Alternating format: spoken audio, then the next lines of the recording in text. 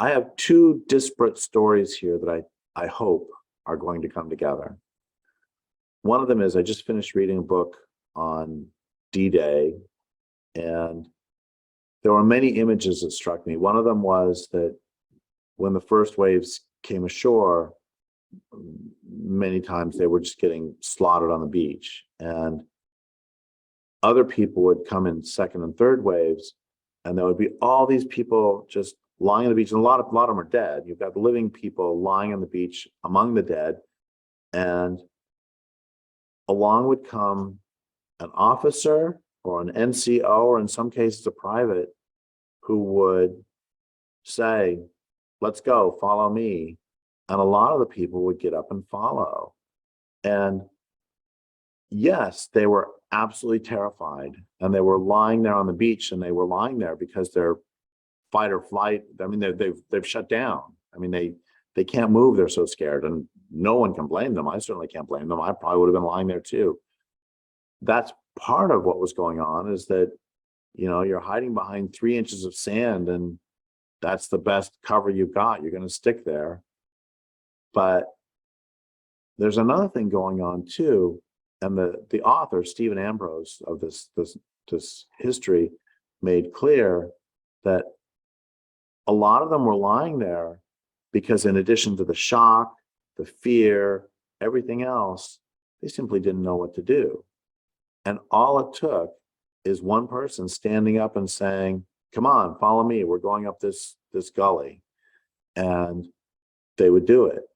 And it was, recognizing also that they all knew that if they stayed on the beach, they were dead. So anywhere is better than here. Nonetheless, it's still hard. But so that's the first story, is that they when someone said boldly, "Let's go," many of them did.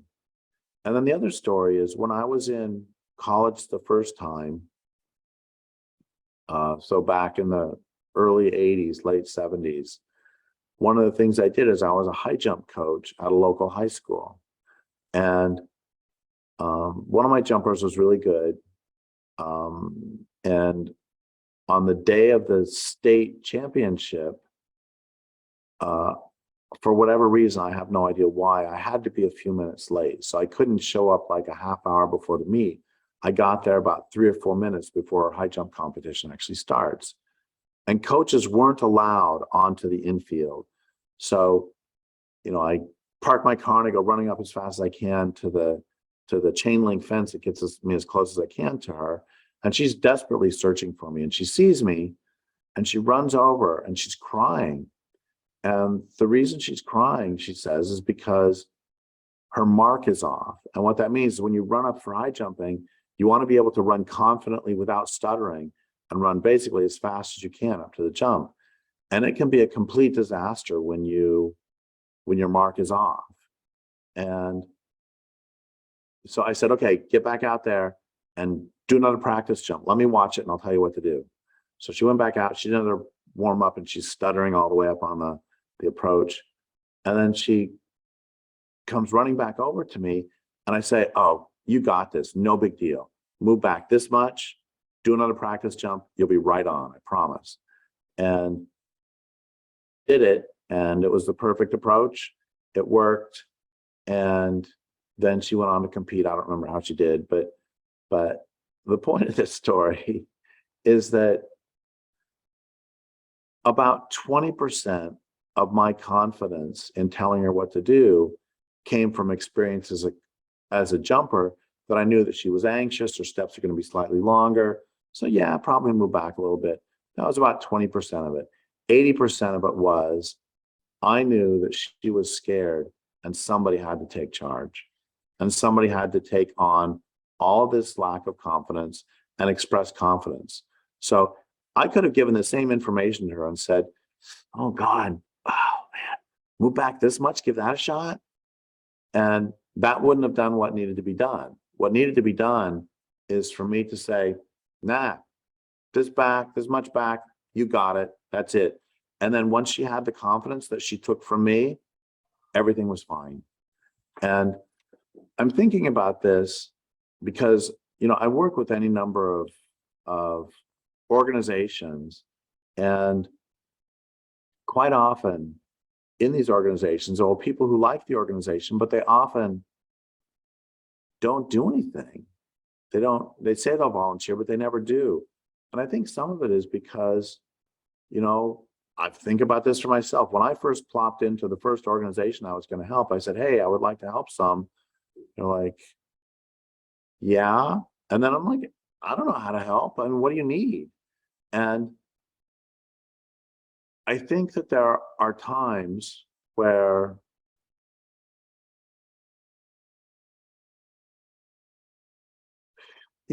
this happens too in real life, that I've seen. You don't see this so often anymore. But having driven a bunch of crappy cars when I was younger, I would see it, and it would happen to me, where your car craps out like at an intersection. And what I've noticed is if the driver gets out and starts pushing the car, or is pushing, holding the front door open and pushing, trying to steer, that's one thing. But if one person will jump out to help, then pretty quickly there'll be 3 or 4 more. It's like there's this dam has to break of the first person stepping in to do something. And once the first person really does step in, then other people, it's like it doesn't occur to you that, yeah, I should get out and help. And then you see somebody else doing it, it's like, oh, that's a good idea, I'll do it too. So I think sometimes,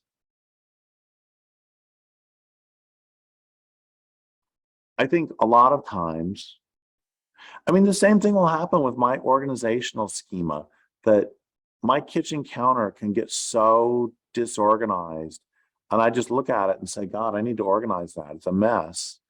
But if somebody else steps up and starts organizing one little thing, I was like, oh, I can do that too.